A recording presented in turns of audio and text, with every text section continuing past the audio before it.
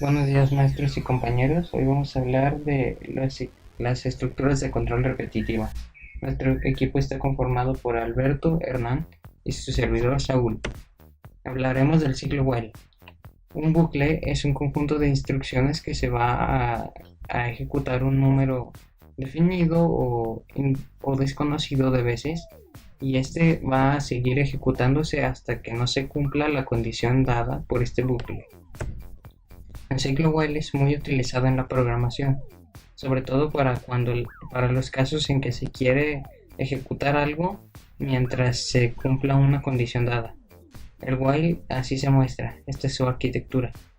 Es while, la condición va dentro de los paréntesis y estos son las instrucciones dentro del while, marcadas con estos corchetes. Ahora, este es el diagrama de flujo de un ciclo while. Mientras la condición se cumpla, las instrucciones se van a ir ejecutando en orden hasta que se cumpla la última y va a volver a iniciar. Ahora, cuando se deje de tener sentido la condición del ciclo while, entonces el bucle while va a terminar y va a continuar con la siguiente instrucción. Ahora, cuando ya la condición de plano no tenga solución lógica por parte de la computadora, porque el usuario haya ingresado un carácter o algo que no debía, entonces el bucle while va a terminar cerrándose y esto termina ya. Aquí se expresa de modo de pseudocódigo. Mientras la condición se cumpla, las instrucciones se van a ejecutar en orden hasta llegar a su fin. Y cuando deje de cumplirse la condición, esto deja de funcionar y se termina el ciclo while. Es lo que pasa en el diagrama de flujo de aquí.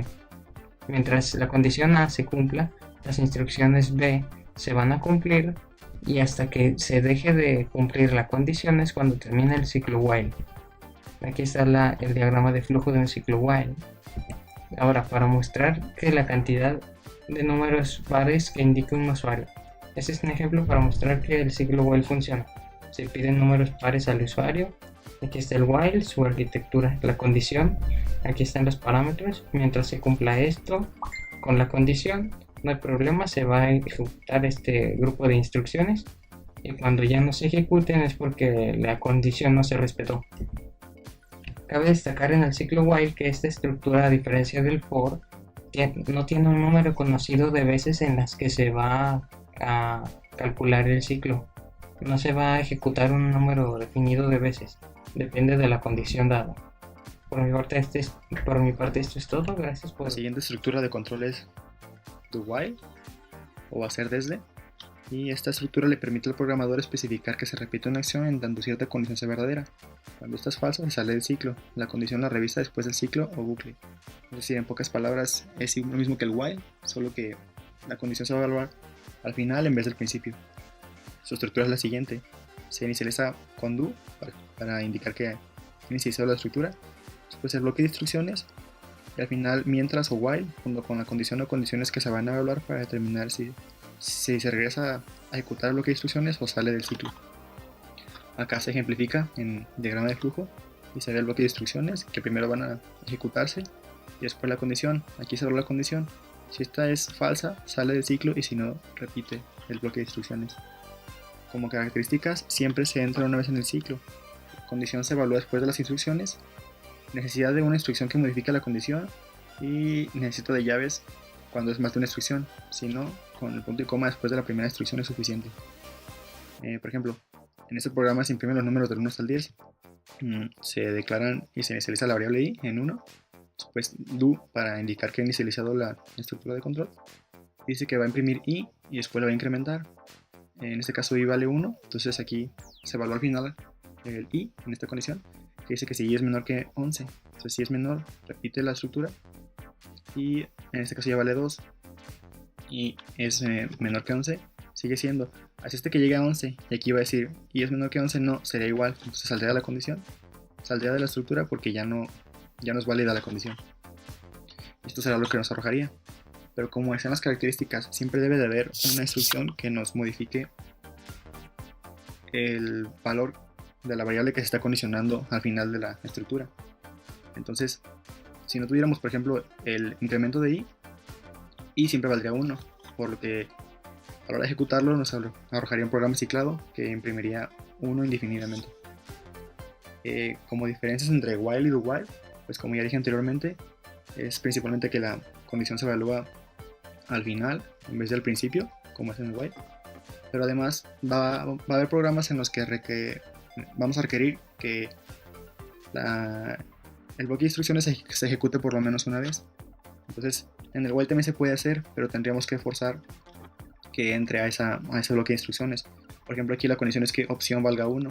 Entonces tenemos que inicializar opción 1 para que pudiera entrar. Después reasignar otro valor a opción y volver a evaluar para ver si sigue valiendo 1 o vale diferente para salirse del bloque de instrucciones. En el caso del do while no es necesario, porque primero realizaría la opción, después le asignaría un valor a la variable opción y ahora sí evaluaría cuánto vale opción, y si se cumple la condición volvería a ejecutar el bloque de instrucciones y si no saldría de este. Y básicamente eso es do while. Por último tenemos el for o desde. El for es la estructura repetitiva más utilizada y simple de manejar, ya que repite un conjunto de instrucciones un número determinado de veces. Esa es su característica principal. La estructura del ciclo for. El for consta primeramente del valor inicial de las variables de control, seguido de la condición a cumplir y el incremento o decremento de las variables de control, seguido de las instrucciones a realizar. El diagrama del flujo usando for. Primeramente se indican las tres partes de la condición del for para saber si procede a realizar las instrucciones. Una vez realizadas, regresa a verificar la condición. Si la condición no se cumple, sale del for y continúa a la instrucción del programa principal. Características del for. Conocer por anticipado el valor de las variables. La condición se evalúa antes de las instrucciones. En caso de no cumplirse la condición, las instrucciones no se realizan. Incremento o decremento de variables de control tras cada ciclo. Inicio o fin si hay más de una instrucción. Si es una sola instrucción, no se utiliza el inicio o fin. Puede tener alguna o todas las expresiones vacías, como más adelante se verá. En este ejemplo es un programa que imprima los números del 1 hasta el 10. El for está constituido por el valor inicial de nuestra variable de control que es i, que será igual a 1.